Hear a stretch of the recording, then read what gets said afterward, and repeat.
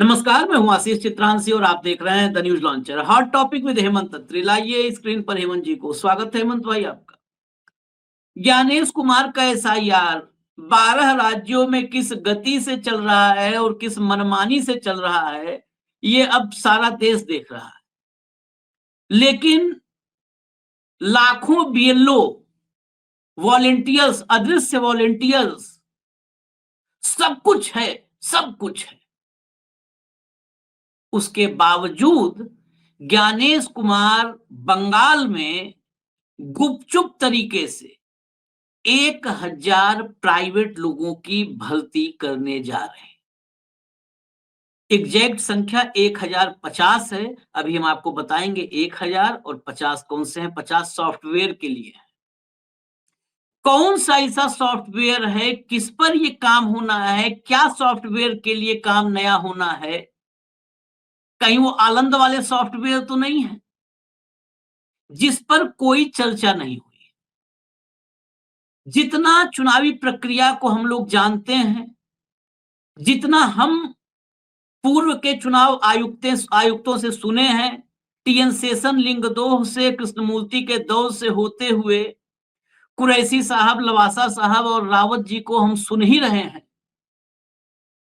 सामान्य तौर पर कुछ भी नया होता है भर्ती के लेवल पर या सॉफ्टवेयर के लेवल पर, डेटा एंट्री के लेवल पर, तो जिस राज्य में आप कर रहे हैं वो काम, उस राज्य की पॉलिटिकल पार्टीज स्टेक होल्डर होती है। उनसे बातचीत किया जाता है कि ये करना है, इसके लिए हमारे पास मानव संसाधन नहीं है, इसके लिए हमारे पास मशीनी व्यवस्था नहीं है, इसमें वैकल्पिक रूप से हम ये इतनी चीजें करने जा रहे हैं। और अगर किसी ऐसे राज्य में आप काम कर रहे हैं जहां पर राज्य सरकार को ही अपने विश्वास में नहीं लिया है, तो सवाल और गहरा जाते हैं। डबल इंजन में तो आप कुछ भी कर लो, क्योंकि डबल इंजन कहा जाता है राज्यों में सिर्फ गार्ड का डिब्बा बैठा होता है। इंजन तो 2 3 4 सब दिल्ली में, वहां खाली गार्ड का डब्बा होता है। उस डब्बे में भी गार्ड नहीं होता है, गार्ड भी दिल्ली में ही होता है, बस डब्बा वहां पे होता है। तो वहां जो मन करे करो।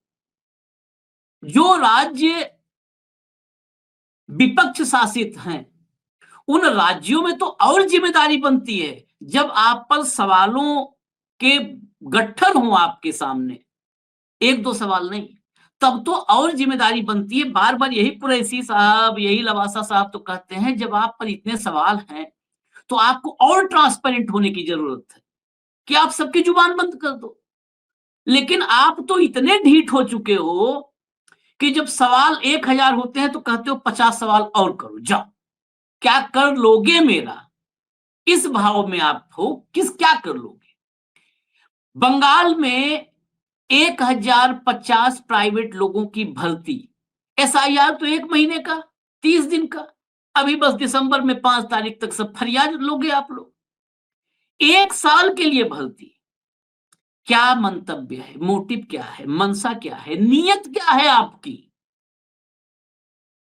कोई बताएगा। 2 पन्ने की चिट्ठी चुनाव आयोग में पहुंचती है तो होश उड़ जाते हैं कि ये भी पकड़ा गया। अब 2 पन्नों की चिट्ठी में जवाब मांगा गया। जवाब तो संवैधानिक रूप से देना पड़ेगा, भारत की परंपराओं के लिहाज से देना पड़ेगा। लेकिन कौन मान रहा संविधान, कौन मान रहा परंपराएं? ये तो ज्ञानेश कुमार हैं। तो यही खबर आज खबरों के फ्लो को रोका भी गया है, क्योंकि एसआईआर में जिस तरह से कल तक खबरें खुल रही थी, आज फ्लो रुका हुआ है, मैं ये भी बताऊं। लेकिन इस बीच में ममता बनर्जी ने खोल दिया सब कुछ, पकड़ा भी, लिखा भी और इनके चेहरे से नकाब भी हटा दिया। लाइए खबर दिखाइए। नाराज ममता बनर्जी ने चुनाव आयोग को लिखा पत्र, जाने किन 2 प्रमुख मुद्दों को उठाया। और खबर भी कहीं नहीं है, तो जनसत्ता हिंदी वाले ने अपने हिसाब से किया, इंडियन एक्सप्रेस ने खबर छापी, severe impact on the fairness, Mamata objects to Bengal CEOs outsourced hiring of data staff booths in private complexes. Booth private complexes में मतलब निजी जो भवन हैं उनमें बूथ बनाए जा रहे हैं।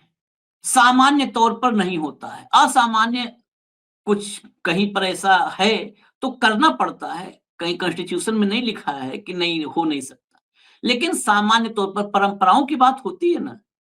और तो परंपराओं वाली सरकार है तो कहती है 4000 साल पहले वाली परंपरा, हम वहां तक चलेंगे पीछे घूम के।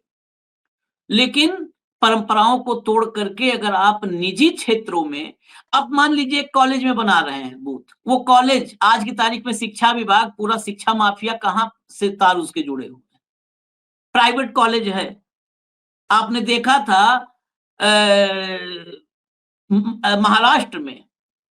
महाराष्ट्र में एक भाजपा के नेता हैं, 2 पीढ़ियों से सांसद विधायक सब उनके परिवार में होते हैं। उनके कॉलेज, सारे उनके कॉलेज जोड़ दिए जाए तो 14-15 हजार स्टूडेंट वहां पर जो है पढ़ते हैं। लोकसभा चुनाव में सारे स्टूडेंट को मतदाता बना दिया था, वोट डाल रहे थे। आप एक निजी कॉलेज में अगर आप बूथ बना दिए हैं तो उस कॉलेज में निष्पक्षता तो वैसे ही आधी बाधित हो जाती है। उसका वो अपना कैंपस है, पहली बात। दूसरे, आगे बढ़िए, जरा आगे बढ़िए, दिखाएं आपको पूरा खेल क्या है। ये चिट्ठी उन्होंने लिखा जो है चीफ इलेक्शन कमिश्नर को, और जो सीरियस कंसर्न उन्होंने जताया है वो आगे जरा चिट्ठी भी दिखा दीजिए। फिर मैं चिट्ठी को, अंग्रेजी में चिट्ठी है, मैं हिंदी में बताऊंगा, ज्यादा बेहतर रहेगा मेरे लिए भी। तो ये अंग्रेजी की चिट्ठी है, देखिए आप। अब ये 2 पन्ने हैं, 2 पन्ने हैं। अभी जब हेमंत भाई से सवाल जवाब हम करेंगे तो साइड में चला दीजिएगा, लोग जो मतलब पढ़ना चाहते हैं मूल प्रति वो पढ़ भी लेंगे। भीतर जो हिंदी में, इसका मैं हिंदी अनुवाद बता दूं तो हिंदी अनुवाद जो छपा है मैं वो बता देता हूं, लाइए स्क्रीन पर, मैं उसको पढ़ के बता दूं फटाफट, फिर चले हम। पश्चिम बंगाल के मुख्यमंत्री ने सोमवार को ज्ञानेश कुमार को पत्र लिखा। इसमें 2 चिंताएं जताई हैं। डेटा कर्मियों की आउटसोर्सिंग के लिए सीईओ जो है मुख्य निर्वाचन अधिकारी, उनके द्वारा एक केंद्रीकृत प्रस्ताव अनुरोध पर सवाल उठाया है और निजी आवासीय परिसरों के अंदर मतदान केंद्र स्थापित करने पर आपत्ति जताई। ममता बनर्जी ने लिखा, हाल ही में यह बात सामने आई कि पश्चिम बंगाल के सीईओ ने जिला चुनाव अधिकारियों को निर्देश दिया है कि वे एसआईआर से संबंधित या अन्य चुनावी संबंधी डेटा कार्यों के लिए संविदा डेटा एंट्री ऑपरेटरों और बांग्ला सहायता केंद्र के कर्मचारियों को नियुक्त न करें नियुक्त। इसके साथ ही सीईओ कार्यालय ने 1 वर्ष की अवधि के लिए 1000 डेटा एंट्री ऑपरेटरों और 50 सॉफ्टवेयर डेवलपर्स की नियुक्ति हेतु एक प्रस्ताव हेतु अनुरोध जारी किया है। ये सॉफ्टवेयर डेवलपर भी आएंगे। ममता बनर्जी ने इस पर गंभीर चिंता जताई। तर्क उनका था कि जिला कार्यालयों में, ये तर्क आप लोग भी गौर से सुनिएगा, जिला कार्यालयों में पहले से ही पर्याप्त योग्य कर्मचारी हैं, उन्हें अपनी व्यवस्था स्वयं करने का अधिकार है। जब जिला कार्यालयों में पहले से ही ऐसे काम के लिए पर्याप्त संख्या में सक्षम पेशेवर मौजूद हैं तो सीईओ को उसी काम को पूरे 1 साल के लिए किसी बाहरी एजेंसी से आउटसोर्स करने की क्या जरूरत है। परंपरागत रूप से क्षेत्रीय कार्यालय हमेशा आवश्यकता अनुसार अपने स्वयं के संविदा डेटा एंट्री कर्मियों की नियुक्ति करते रहे हैं। यदि तत्काल आवश्यकता पड़ गई तो जिला शिक्षा अधिकारी स्वयं ऐसी नियुक्ति के लिए अधिकृत होते हैं। तो फिर सीईओ कार्यालय क्षेत्रीय कार्यालयों की ओर से यह भूमिका क्यों निभा रहा है? पहले से नियुक्त और प्रस्तावित एजेंसी के माध्यम से नियुक्त किए जाने वाले कर्मचारियों के बीच सेवा शर्तों या संविदात्मक दायित्वों में क्या मूलभूत अंतर अपेक्षित है? क्या यह कवायद किसी राजनीतिक दल के इशारे पर निहित स्वार्थों की पूर्ति के लिए की जा रही है? उन्होंने कहा है कि इस आरएफपी का समय और तरीका निश्चित रूप से वैध संदेह पैदा करता है। ममता बनर्जी ने इसके साथ ही कहा कि मेरे ध्यान में यह बात भी गई है कि चुनाव आयोग निजी आवासीय परिसरों में मतदान केंद्र स्थापित करने पर विचार कर रहा है। और जिला निर्वाचन अधिकारियों से सिफारिश देने को कहा गया है। यह प्रस्ताव बेहद समस्याग्रस्त है। मतदान केंद्र हमेशा से सरकारी या अर्ध सरकारी संस्थानों में स्थित रहे हैं। ये अर्ध सरकारी वाला गौर कीजिएगा, ये मैक्सिमम सरकारी या अर्ध सरकारी 99% ऐसे ही रहा है और रहने भी चाहिए। मुश्किल से 2 किलोमीटर के दायरे में, ताकि पहुंच और निष्पक्षता सुनिश्चित हो सके। निजी इमारतों को आमतौर पर स्पष्ट कारणों से टाला जाता है। वे निष्पक्षता से समझौता करते हैं, स्थापित मानदंडों का उल्लंघन करते हैं और विशेषाधिकार प्राप्त निवासियों और आम जनता संपन्न और वंचित के बीच भेदभावपूर्ण भेद पैदा करते हैं। हटा दीजिए, बस सीधे चलते हैं। हेमंत भाई, ये बाद में प्राइवेट पर तो बाद में सवाल, पहले ये 1050 सॉफ्टवेयर, 1000 डेटा एंट्री, इसकी जरूरत क्यों पड़ गई? इतने बीएलओ बिहार में जरूरत नहीं पड़ी थी। विपक्ष शासित राज्यों में क्या वहां पर ये जो एसआईआर है, यह भी काम गुजरात से, यूपी से, मतलब बीजेपी शासित राज्यों से लोग ले जाकर के करने की तैयारी है? भाई मेरा तो संदेह है, और ममता जैसे ही वैध संदेह है मेरा, ममता दीदी ने जो बताया है। आशीष भाई नमस्कार, आपको, सारे दर्शक साथियों को भी। देखिए आशीष भाई, एक होता है आपस का भरोसा और एक होता है मिलजुल करके काम करना। तो ये आपके सामने पहला उदाहरण आ गया है कि किस तरीके से स्टेट का जो सीईओ है वो केंद्रीय चुनाव आयोग के इशारे पर अलग से आरएफपी जारी कर रहा है। RFP is request for proposal, कि ये 1000 लोग हमें अपॉइंट करने हैं कॉन्ट्रैक्ट के बेसिस पे 1 साल के लिए। आपने बिल्कुल एक वाजिब सवाल ये पूछा आशीष भाई, कि जब सारी कवायद 2 से 2.5 महीने में पूरी हो जानी है, 1 महीने में फॉर्म बटना, उसके बाद सारा फाइनल लिस्ट छपने तक, तो 1 साल तक ये लोग क्या करेंगे? तो अपने आप में एक संदेहास्पद स्थिति खुद ही क्रिएट कर दी। जब फाइनल लिस्ट आ जाएगी वोटर्स की, पहले ड्राफ्ट लिस्ट आती है, उसके बाद फाइनल लिस्ट आती है, तो वो सारा काम तो, और फाइनल लिस्ट आने तक 2.5 महीने से ऊपर का टाइम नहीं आपने दिया है किसी को। 2.5 भी ज्यादा मैंने कह दिया, 2 में ही करने का है। तो ये 1 साल तक क्या करेंगे? तो संदेह तो पैदा होना स्वाभाविक है, और जवाब चुनाव आयोग देगा नहीं, ये भी तय मान के चलिए, क्योंकि वो बिल्कुल उन्होंने मोदी जी वाला स्टाइल अपना लिया है कि कोई भी जो ऐसा सवाल जो उनको कटघरे में खड़ा कर सकता है, वो उसका जवाब ही मत दो। लेकिन जो ममता बनर्जी ने जो बात कही है वो है तो वाजिब। जब आपके पास हर एक डिस्ट्रिक्ट हेडक्वार्टर पे डेटा एंट्री ऑपरेटर हैं, और चुनाव आयोग का देखिए, कभी भी चुनाव आयोग है, चाहे जिला निर्वाचन अधिकारी है, चाहे स्टेट सीईओ है, वो हमेशा एग्जिस्टिंग स्टाफ से ही काम करते हैं। कोई बीएलओ आप नए थोड़ी लगाते हो। बीएलओ क्लास 3 एम्प्लॉय होते हैं, आपको भी पता है, या तो टीचर्स होते हैं मैक्सिमम, या क्लर्क्स, असिस्टेंट्स वगैरह जो सरकार में ऑलरेडी कार्यरत होते हैं, यही ना? तो जब वो सारे लोग हैं, बीएलओ आप बाहर से ले आए क्या? बीएलओ तो वही है ना वहां की। तो आप डेटा एंट्री ऑपरेटर के लिए कल को आप आरएफपी जारी कर दोगे, बीएलओ के लिए भी, किसी और के लिए भी, ये क्या मतलब हुआ? एग्जिस्टिंग स्टाफ से जब पूरे देश में सारी चीज हो रही है, तो बंगाल में ऐसा क्या हो गया? तो या तो आप सरकार से मांगते, सरकार मना करती, उसके बाद आप आरएफपी जारी करें, बिल्कुल ठीक बात है कि भाई हमारे पास मैन पावर नहीं है और हमको लगाड़े की अनुमति दी जाए। वो तो है नहीं, सीधा सीधा आरएफपी जारी करना। इसका मतलब क्या है कि जो एग्जिस्टिंग स्टाफ है किसी भी रूप में, जो डेटा एंट्री ऑपरेटर्स का, उसको आप नहीं लेना चाहते और ठेके के कर्मचारी लगा करके कुछ खेल करना चाहते हैं। ये बिल्कुल स्पष्ट है मंतव्य इसमें। नहीं तो कर्नाटक अपना जो सीईओ है वहां का, बंगाल का, वो स्पष्टीकरण जारी करे कि मैंने क्यों किया ये। अपने स्तर पे तो वो कर नहीं सकता, नेचुरली केंद्रीय चुनाव आयोग नहीं कहा है उसको, तभी वो करेगा। अपने आप तो करेगा नहीं, स्टेट गवर्नमेंट तो कहेगी नहीं ये बात। तो ये अपने आप में बड़ी संदिग्ध परिस्थिति पैदा होती है। और आशीष भाई देखिए, केवल संदिग्ध यहीं तक नहीं है, बहुत सारी चीजों में। बहुत सारे लोग मशीन का जिक्र करते हैं, मशीन में ये खेल, वो खेल, फला खेल। आपको एक चीज ध्यान है, जो कंपनियां मशीनें बढ़ाती हैं वोटिंग के लिए, जानबूझ के मशीन का नाम अवॉइड कर रहा हूं मैं, क्योंकि फिर वो इलेक्शन कमीशन का खेल शुरू हो जाता है। तो वो कंपनी बीईएल है, बाकी दूसरी कंपनियां हैं, उनके जो रेगुलर इंजीनियर्स है, सरकारी कर्मचारी, वो उन मशीनों में कभी भी सिंबल लोडिंग नहीं करते। और जब पता किया गया तो वो ठेके के लोग होते हैं जिनसे सिंबल लोडिंग कराई जाती है। तो वो मामला पहले ही संदिग्ध है। अब डेटा एंट्री ऑपरेटर आप बाहर से लेने की सोच रहे हो, आपका मंतव्य क्या है? और 1 साल का पर्पस क्या है ये बता दीजिए। 1 साल तक क्या करेगा स्टेट सी उनका 1000 लोगों का, बता दीजिए। और सॉफ्टवेयर डेवलपर 50, क्या कोई अलग से सॉफ्टवेयर डेवलप हो रहा है क्या वेस्ट बंगाल के लिए? ऐसी कौन से फॉर्मेट्स हैं जो एसआईआर के लिए जो स्टेट का सीईओ नहीं कर सकता और उसके लिए उसको 50 सॉफ्टवेयर डेवलपर चाहिए। इसका कोई जवाब दे सकता है क्या? और सॉफ्टवेयर डेवलपर क्या स्टेट गवर्नमेंट के पास नहीं है क्या? हर एक स्टेट का पूरा एक आईटी डिपार्टमेंट होता है सच।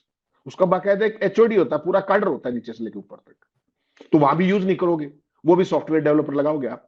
तो आपकी मंशा संदिग्ध हो चाहे ना हो, आपके काम जरूर संदिग्ध है, और उस संदेह को बढ़ाने वाले।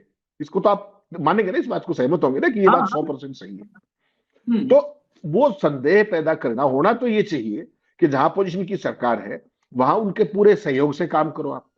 और सहयोग से काम करने की बजाय आप पैरेलल एक स्ट्रक्चर खड़ा कर रहे हो 1 साल के लिए डेटा एंट्री ऑपरेटर का, जिसकी जरूरत नहीं है सच। 2.5 महीने का तो 2 महीने का तो सारा मामला प्रोजेक्ट ही सारा उतने का ही SIR का, तो उसमें 1 साल तक आप करोगे क्या? इसका कोई जवाब दे दे। और इसी तरीके से आपने जो दूसरा महत्वपूर्ण मुद्दा उठाया, इस देश के अंदर बिल्कुल ठीक बात है, 90 से 95% जो बूथ्स होते हैं वो पब्लिक सेक्टर में होते हैं। सरकारी, पहली बात तो सरकारी होते हैं, फिर क्या होगा, अर्ध सरकारी जगह पे हो सकते हैं। निजी क्षेत्र में तो रेयरेस्ट ऑफ रेयर केस हो सकता है। यहां पर क्या है कि डिस्ट्रिक्ट इलेक्शन अफसर्स को सीईओ की तरफ से डायरेक्शन गई है कि प्राइवेट स्पेसेस का रिकमेंडेशन कीजिए। आप क्यों कीजिए, क्यों करना चाहिए बता दीजिए। वो होगा भी तो मतलब पूरे बंगाल में जो हजारों हजार जो बूथ होंगे उनमें से 20, 30, 40 ऐसे हो सकते हैं जहां पर कोई सरकारी जगह अवेलेबल ना हो, और उसके लिए भी बाकायदा गाइडलाइंस है कि आखिरी जो मैक्सिमम डिस्टेंस है बूथ से वोटर का, वो 2 किलोमीटर से ज्यादा नहीं हो सकता। ये एस्टेब्लिश नॉर्म है। तो फिर ये करना क्या चाह रहे हैं? प्राइवेट इश्यू, प्राइवेट जगह का क्या मतलब है? और प्राइवेट में भी ध्यान कीजिएगा, रेजिडेंशियल कॉम्प्लेक्स की बात की गई, रेजिडेंशियल कॉम्प्लेक्स, आवासीय परिसर।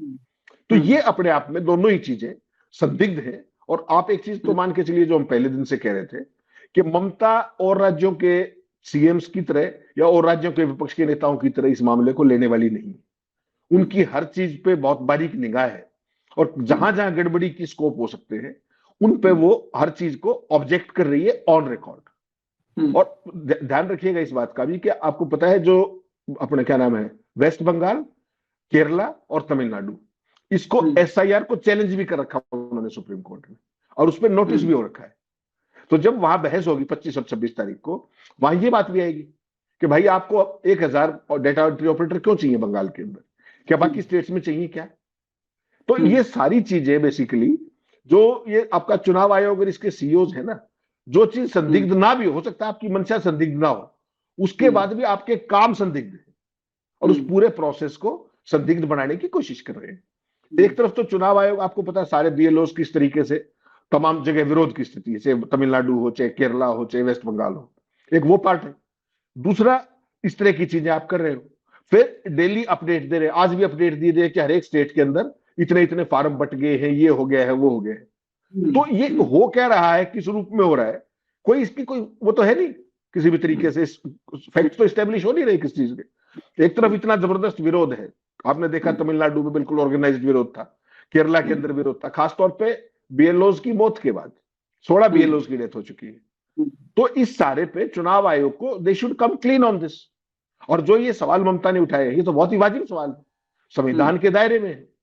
चुनाव आयोग का सीईओ इस SIR के नाम पर ये कर क्या रहा है कि 1000 लोगों को प्राइवेट में लगाएंगे 1 साल के लिए?